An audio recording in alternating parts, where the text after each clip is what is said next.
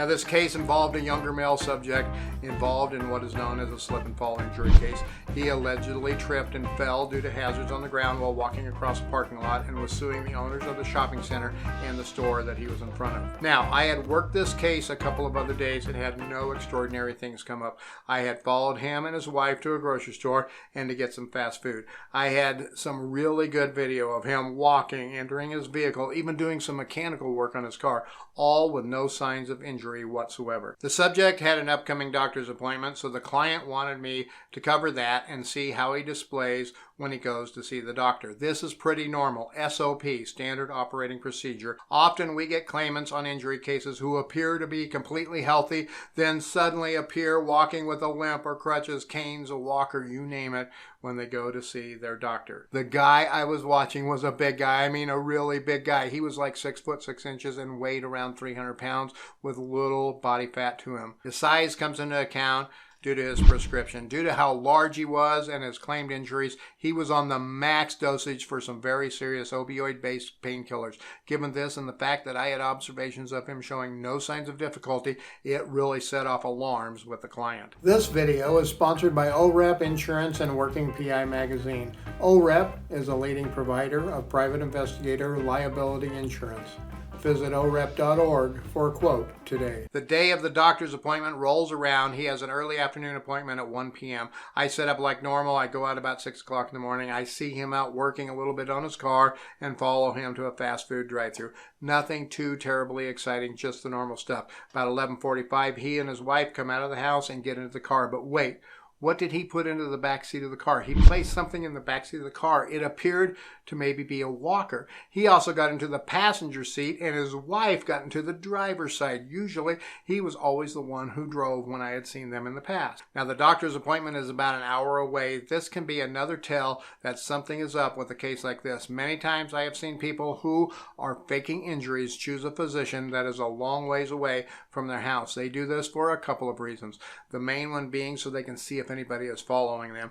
Also, they'll go to one of these if their attorney suggests for them to do it to get favorable outcomes. Given some of these concerns, I followed at a distance, but it wasn't too much to worry about since I knew where they were going. My biggest concern was to get there in time to obtain a good stationary position. When I arrived, I grabbed a good parking position in an adjacent parking lot. It was perfect. There's no way that they would see me over there, and I could see the entire parking lot for the clinic as well as the main entrance. As they parked, I saw his wife get out first. She then walked into the clinic by herself. I was like, uh-oh. Did they see me? Am I burned? What's going on here? After a few minutes, she comes back out and walks to the car and then opens the rear passenger door. She then grabs the walker out of the back and she sets it up next to the car. Then she opens the front passenger seat and she aids her husband as he struggles to get out of the car. I mean, man, he looked like he could barely get out. He was all bent over. He was grabbing his back. I'm serious. I was ready to nominate him for a Grammy right then and there. He finally gets out and she helps him get to the walker. Then he heads towards the clinic's front door. As they approach the front door, I see somebody exit the clinic with a wheelchair. As he approaches them, they assist him as he sits in the wheelchair, and then they all enter the clinic. After about 90 minutes, here comes his wife out of the clinic carrying the walker and heading toward the car. She places the walker into the trunk of the car, then pulls the car around to the front of the clinic. Then I see some folks helping him out in the wheelchair and then helping him get out of the wheelchair and get into the vehicle in the front passenger seat. Then off they go. The chase continues. Now I followed them back as she drove towards their residence. They got about halfway there and then pulled into the parking lot of a pharmacy. She gets out and goes into the store while he sits in the car. After about 20 minutes, she comes out carrying one of those little white prescription bags. As she approaches the car, he gets out of the passenger side, walks around to the driver's side, and gets into the driver's seat, all with no assistance and showing no signs of difficulty. His wife then enters the passenger seat, and away they go. Now, I've seen this plenty of times in the past. Unfortunately, there are folks out there that get addicted to the pain meds, and they just keep the charade going so they can continue to get meds. But, folks, that's not the case in this case. Just hang on. Now, I followed them home. He went inside, and there were no more observations for the remainder of the day. The client asked me to do a couple more days and see what happens, so I went out, the very next day. I arrived on scene like usual, nothing new to report, vehicles in the same spots. It all looked completely normal. He comes out about 7:30 and goes to get breakfast at a fast food place and then returns home.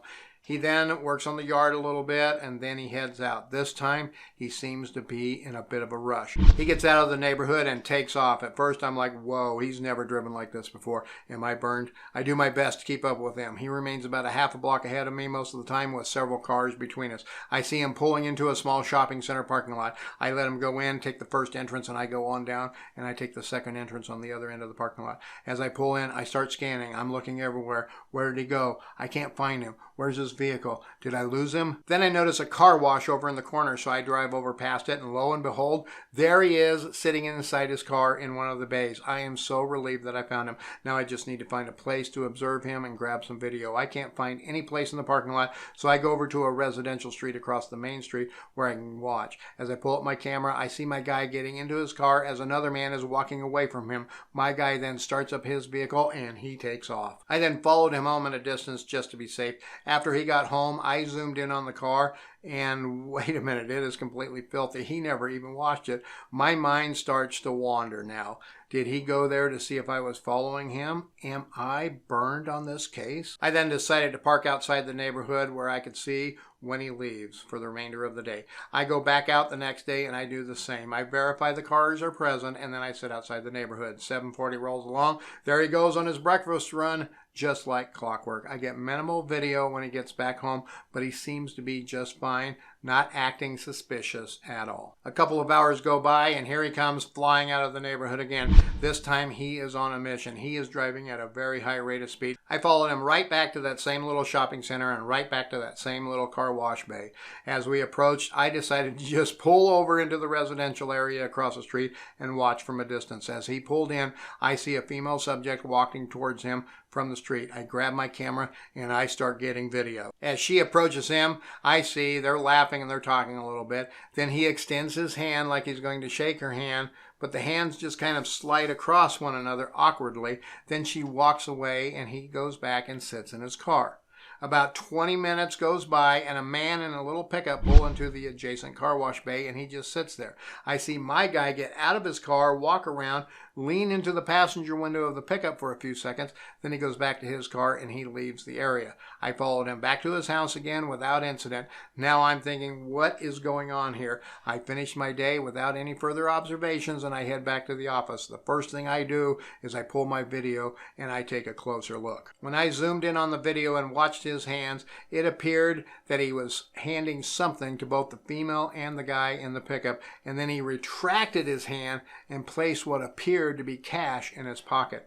I'm like, whoa, is this guy a drug dealer or something? I went back out the next day, and this time he went there and met 3 people. The big difference this time, though, was I saw his prescription bottle sitting on the dash of his car. Every time somebody would arrive, he would grab it, and it appears that he takes some of the pills out. This time I made sure I zoomed in more with the camera to get his hands clearer. Once the day was over, I quickly edited my video. I grabbed some of the stills from it. I compiled my report and I sent it to the client. They were ecstatic. He had another medical a couple of weeks later. They had me cover it, and a couple of other days after that, and the same activities were observed. I know they challenged his claim. I was subpoenaed to testify at a hearing, but then I was notified that it was settled.